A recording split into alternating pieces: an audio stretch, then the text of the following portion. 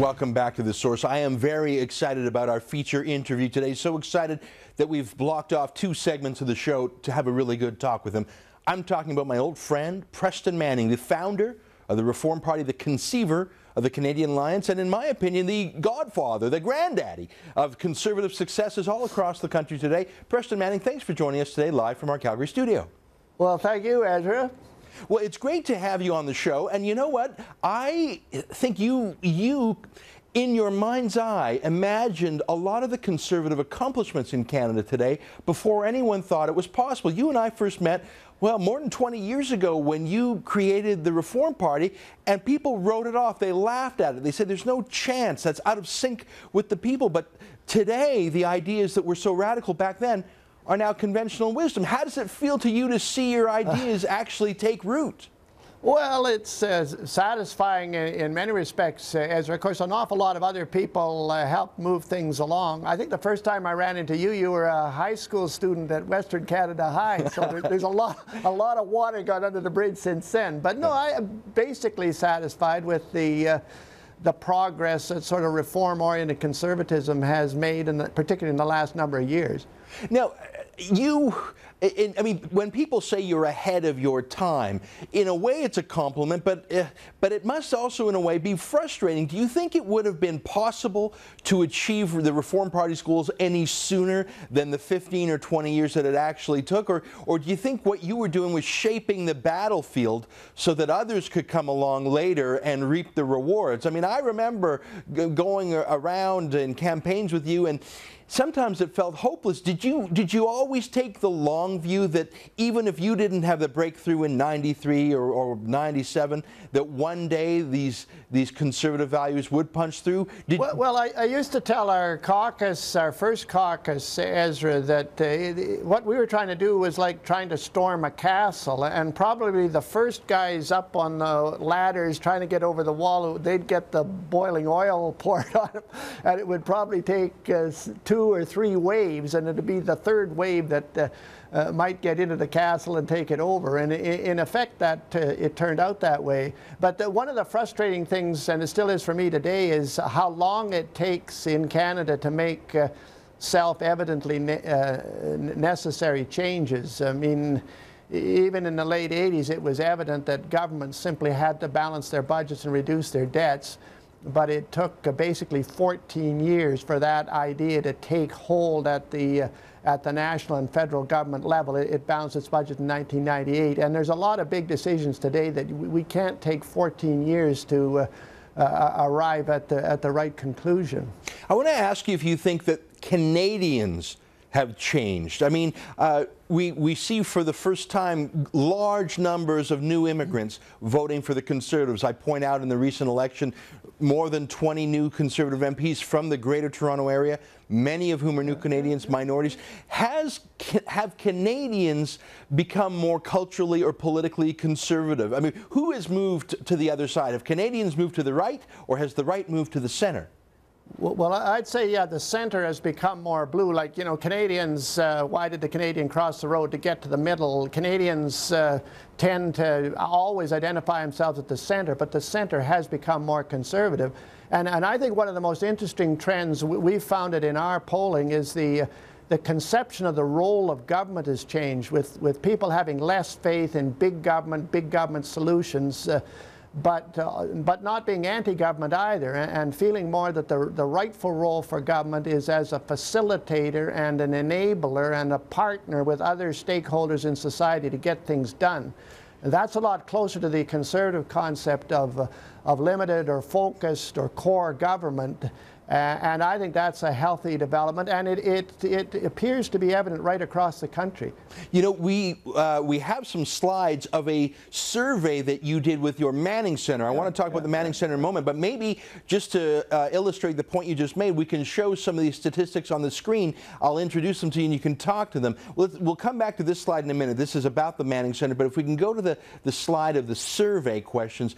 Preston, you mentioned that you polled Canadians. Here's one of the questions. You said, is your confidence in the ability of governments to tackle big environmental challenges like climate change and pollution increasing or decreasing? And more than 2 to 1, almost 3 to 1, people think their confidence in government is decreasing. Let's just quickly go through the other questions, and I'll ask you, Preston, for your thoughts on it. Is your confidence in the ability of governments to tackle big moral issues increasing or decreasing? Again, 3 to 1 say their confidence is decreasing. Next slide, please. Is your confidence in the ability of governments to tackle big economic issues increasing or decreasing? 2 to 1, people are more pessimistic. Last slide. Is your confidence in the ability of governments to tackle social challenges like healthcare and education increasing or decreasing? This is a whopping 3 to 1 are decreasing. Preston, what does this mean? This was a survey of the general population, right? Yeah, and it was taken immediately the week after the federal election. Well, as I said, Ezra, I think it indicates a declining faith in sort of big government solutions on all those fronts, environmental, social, and economic. And what the pollsters then did, though, with the focus groups and with the respondents is, okay, your faith is declining in government in that role. Is there a role of government in which your faith is increasing or is stronger? And what came out of that? Those types of questions was people said, well, we can see government in this role as a facilitator, enabler, and a partner with other components of society. And that's the challenge for governments now, is to how do you play that facilitating, enabling role? Well, you know, other components of society, of civil society, I think there's a big answer there, because if people don't trust government, what are they trusting? And maybe you can answer that. Are they trusting their church or their community center, their families, businesses, unions? Who is filling the gap in society as problem solvers, Preston, if it's not the government? Well, on a lot of those questions, the pollsters ask, well, who do you turn to first then if you have an economic or a social or environmental challenge? And in many cases, the people mention themselves and their families and their communities. Those elements, basic elements, I look to myself, my family, and my community as the first line of action on those fronts. And then it broadened out from them to the non-governmental sector, the private sector, other institutions, educational and religious and so forth. But it's interesting how much, particularly during hard times, how people go back to it's me, my family, and my community that have got to deal with these challenges.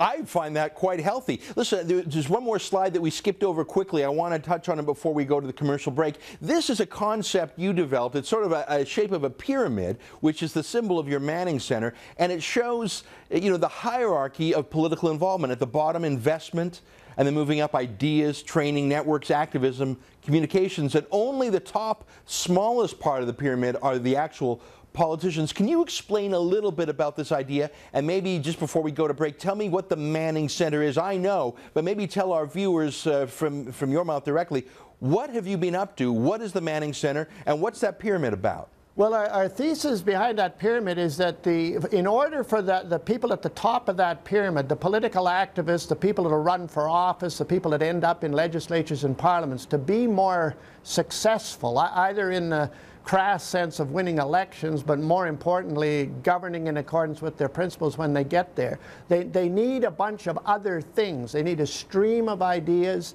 and policy suggestions. They need training for their people, everything from volunteers to cabinet ministers, and they need expanded communications capacity. And the political parties don't provide much of that anymore. They are marketing mechanisms for fighting elections. So somebody else that's sympathetic to them should be raising money and investing it in the idea side, the think tanks and so forth, training programs and expanded communications capacity. And that's what the Manning Center for Building Democracy is about. We raise money to invest in those three areas, mainly in support of conservative-oriented political parties. But I would argue that pyramid applies to whatever party people subscribe to.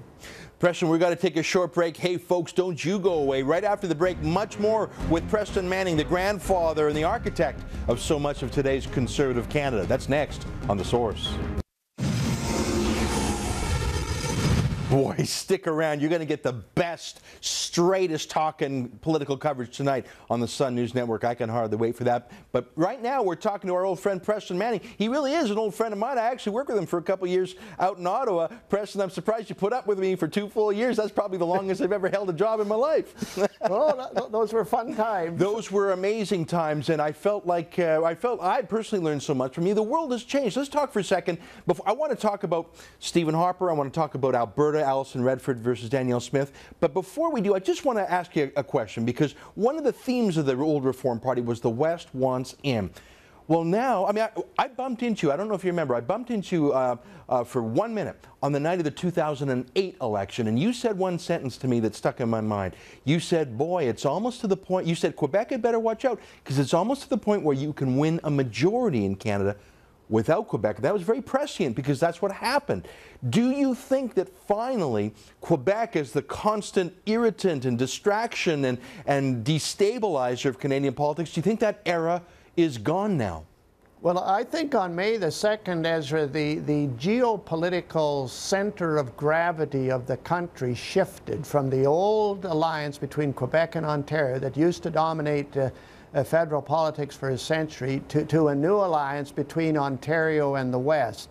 The Conservatives got enough seats in Ontario and the West, with just a few more thrown in, to form a majority government. And I think that's a very significant development. It means the West's influence in the Federation has drastically increased. It also includes some dangers, because you're now in danger of Eastern alienation east of the Ottawa River. And I was telling our old friend Ted Byfield, maybe we should set up a consulting firm on how to get the East in. Well, you know, when you stop and look at it, we got a Prime Minister from Calgary. We got a Chief Justice of the Supreme Court from Alberta, Beverly McLaughlin. You've got the head of the Bank of Canada Board of Governors from Alberta. He's from Edmonton. I mean, talk about the West being in. Plus, we've got the government saying they're going to bring in 30 or so more seats in Ontario and the West. I think the era of Quebec, you know, with the tail wagging the dog, I think that's over. I think that's healthy. You say there's something to worry about if it gets too lopsided, but I think finally we've got some equilibrium. I think that's true, Ezra. I just think that one thing, the West knows what it's like to be out. Right. And I think we ought to remember, now that we've got a lot more influence, we don't want anyone in this country to feel out, right. North, south, east or west, new or old. And right. Because the West knows what it's like to be there, I think you know, the West's influence on the governing of the Federation as a whole ought to be a real positive thing for everybody. You're so right, and I'm glad you said that. I'm a bit of an Alberta chauvinist, I'll admit it. But you know, even now that Alberta is strong, Alberta is still very, the 3 western provinces plus Newfoundland are the have provinces, and part of it is because of oil. I'd say a large part of it. So even though Alberta's in the driver's seat, it's still the most generous province, Preston. Can you talk to me a little bit about your thoughts of the oil sands? And don't worry, I am going to talk about Stephen Harper and Danielle Smith, but I know you've been involved in energy politics even before you got involved in politics. Give me your thoughts on the oil sands, and if you want, on the concept of ethical oil that I love talking about. Well, I think there's an argument to be made, particularly in Washington, that the great externality of oil from the Middle East is the defense expenditures that are made to secure it, which are huge. Some people think $50 to $100 a barrel. The great externality with respect to oil sands, oil, of course, is environmental. And what I've argued, particularly with some of our American friends, if the U.S. and Canada put some money together, a portion of what's being spent to defend Middle East oil, and put it into dealing with the environmental consequences of oil sands development, wouldn't North America end up with a more secure petroleum supply at lower overall cost?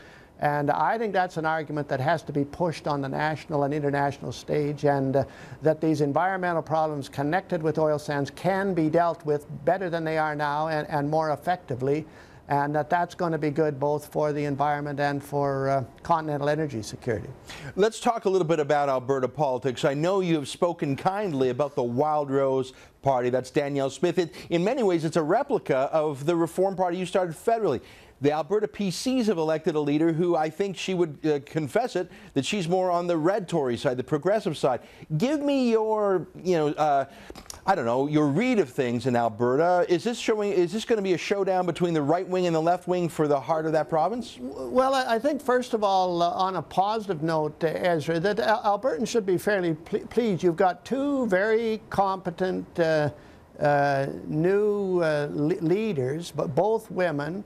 One representing, as you say, a right-of-center conservative position, Danielle Smith, the other apparently representing a more left-of-center position. And the debate that's going to occur in Alberta as to which principles should govern the province going forward is a legitimate one. And I think Albertans should be pleased that they're going to have some real options. The two huge challenges for the new premier, one is the narrowness of her base. 3 years ago, when there was the contest that elected Premier Stelmach, I think there was 144,000 people joined the Conservative Party, were part of it and part of that discussion. This time there was less than 80,000. In other words, 60,000 some have disappeared. And then the new Premier got 50% of that. So you've got a very narrow base from which to try to rejuvenate and reinvigorate an aging governing party.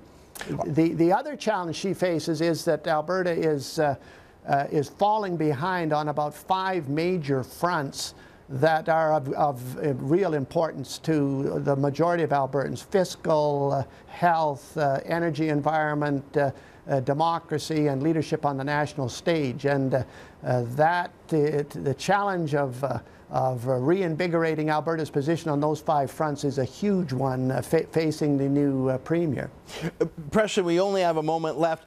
Are you going to be an advocate for the Wildrose Party, or are you going to stay sort of out of the fray and give advice to all sides? Or do you think you'll put your shoulder to the wheel of Danielle Smith's team? Well, like all Albertans, at some point I'm going to have to make a choice. I mean, I'm a resident of Alberta, and I've got our family's been involved in the politics of this province since 1933. So at some point I'll make a choice and express my judgment to my fellow Albertans. At this stage, I just want to point out the challenges facing both of these new leaders. And for Danielle Smith, it's creating a governing party out of an opposition party.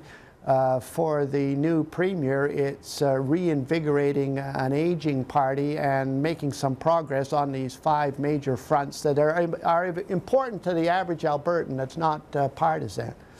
Preston Manning, I am so grateful for you taking the time with us today. It's so refreshing to hear your thoughts, both your up-to-the-minute expertise, but also your deep experience. I hope you will come and join us again over the course of time to give us your views on everything from, we didn't even have a chance to talk about Stephen Harper, so let's meet again soon to talk more, my friend. Okay, thank you, Ezra. Great to see you again.